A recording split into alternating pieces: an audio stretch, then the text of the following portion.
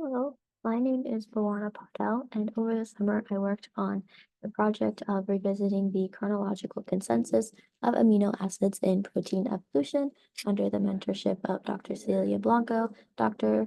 Ricardo Cabrera, alongside my teammates. So the main idea of this project was to look at the appearance of amino acids in prebiotic conditions.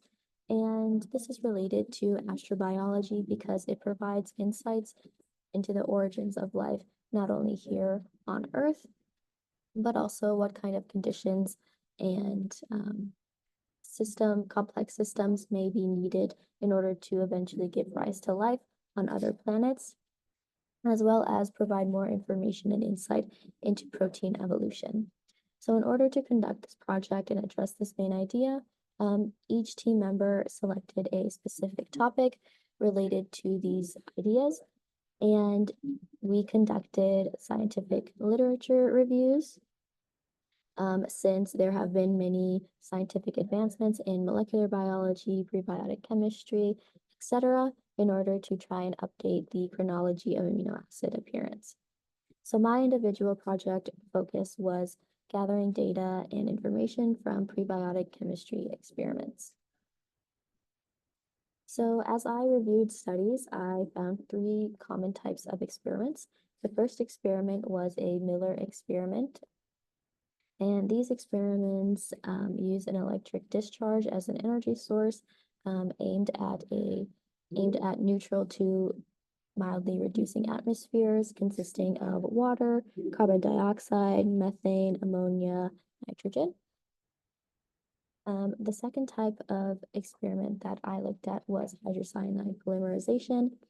And these experiments included hydrocyanide, free cyanide, hydrocyanide polymers, methane as molecules in their experiments, because they have been shown to generate amino acids really well. And some of these studies use UV radiation as energy sources. Finally, the third type of experiment that I found was dealing with cosmic radiation. So these conditions would include water and ammonia. And energy sources for these studies included gamma rays, solar energy particles, and protons. So from looking at these studies, qualitatively, what I was able to observe was that alanine and glycine were the most commonly found amino acids across all of these studies. And then additionally, I was not able to find any presence of cysteine, glutamine, methionine, and tyrosine across any of these studies. And when we look at these amino acids like glutamine, methionine, tyrosine, their side chains are quite complex. And so this may be a reason as to them requiring perhaps more complex pathways that evolve later on. And so these amino acids were not able to be generated in these prebiotic stimulatory experiments. Okay, so then looking at the amino acid abundance in a more quantitative and visual manner, we can still see that alanine and glycine were the most abundant amino acids found across all of these studies. So then, from all of these results and these data, what can we conclude?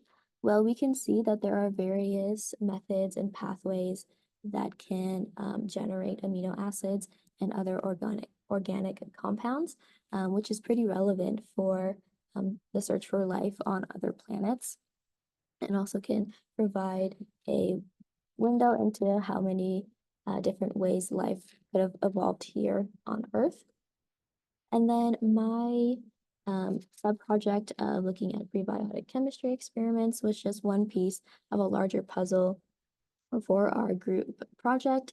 And hopefully in the future, we hope to be able to integrate all parts, all sub-projects and parts of this larger idea in order to be able to create a consensus on chronology and support more information on the origins of life.